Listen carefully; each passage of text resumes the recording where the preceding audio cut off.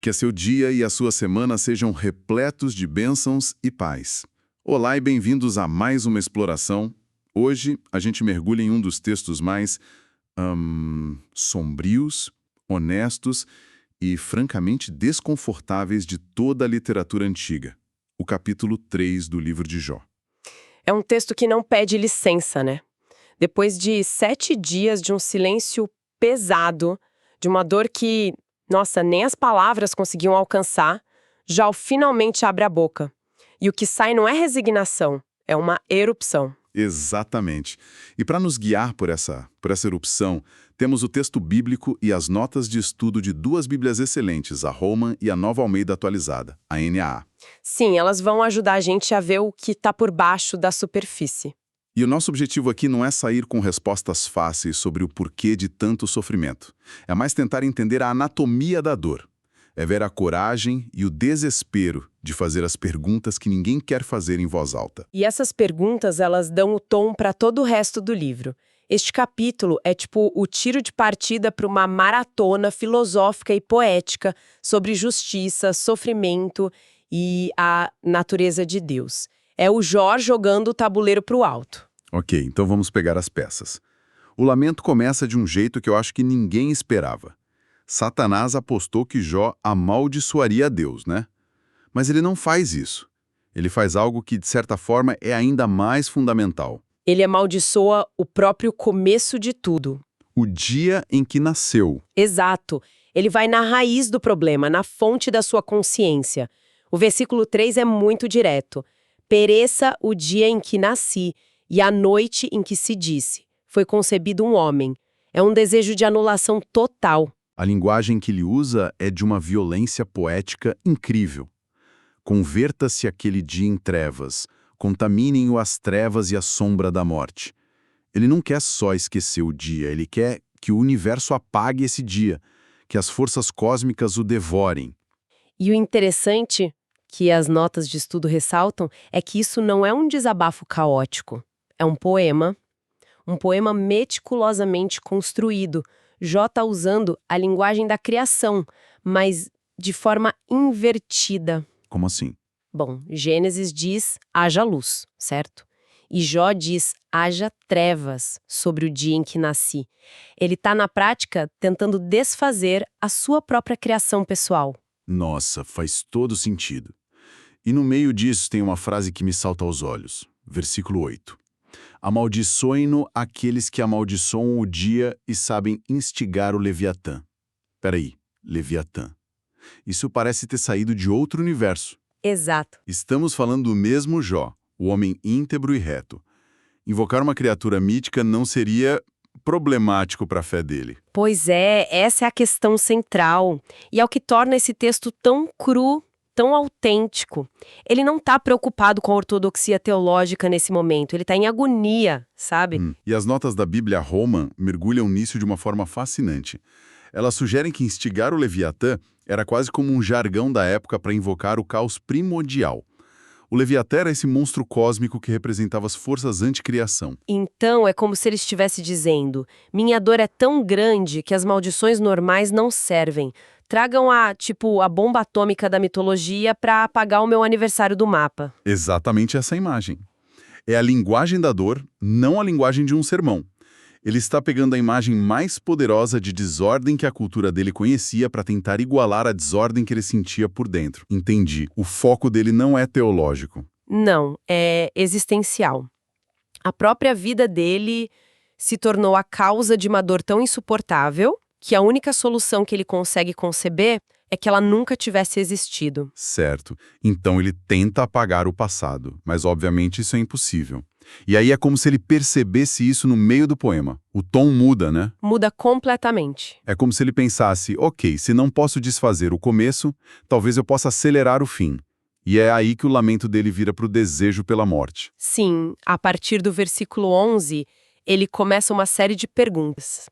Perguntas existenciais. Por que não morri ao nascer? Por que não expirei ao sair do ventre de minha mãe?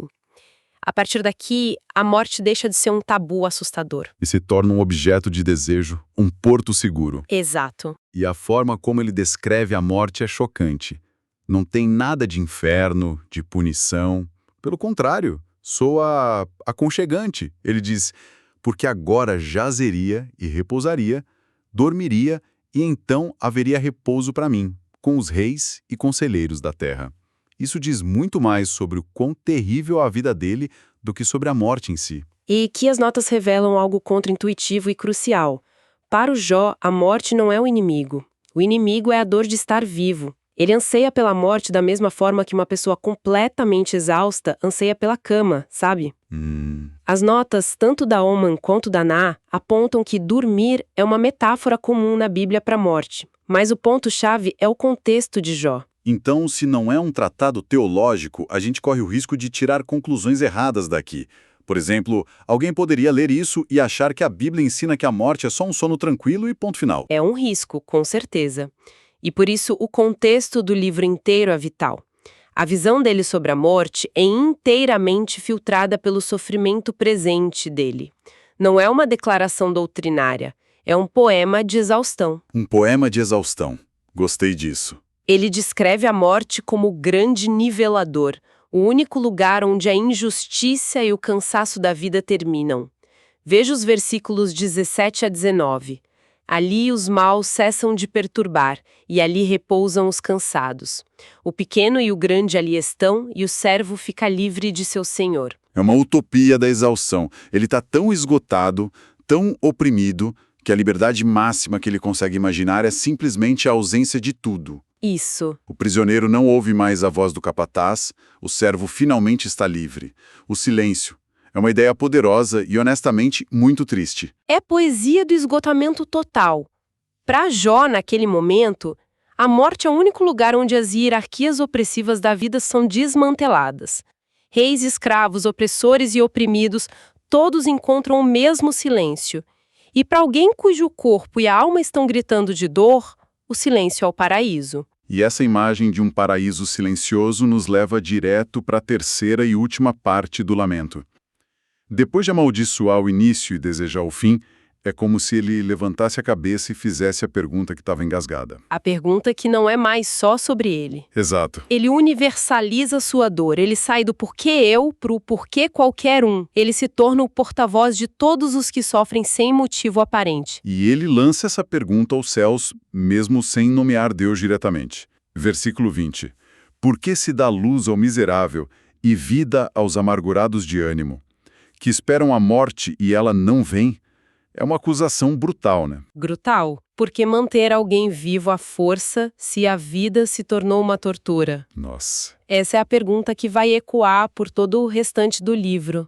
Por que a vida é imposta a quem só encontra nela miséria? É um questionamento direto sobre o valor e o propósito da existência, quando o sofrimento parece ser a única constante. Ele está dizendo: que sentido há nisso? E os versos finais são de uma vulnerabilidade que corta a alma. Ele diz: pois o que eu temia me veio, e o que receava me aconteceu.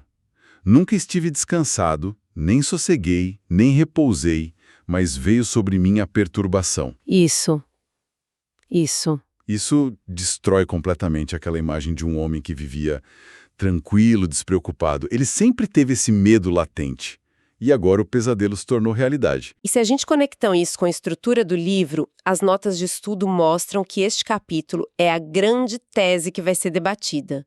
A pergunta de Jó no versículo 23 é a chave de tudo. Por que se dá luz ao homem cujo caminho está escondido e a quem Deus cercou de todos os lados? Essa imagem da cerca é incrível.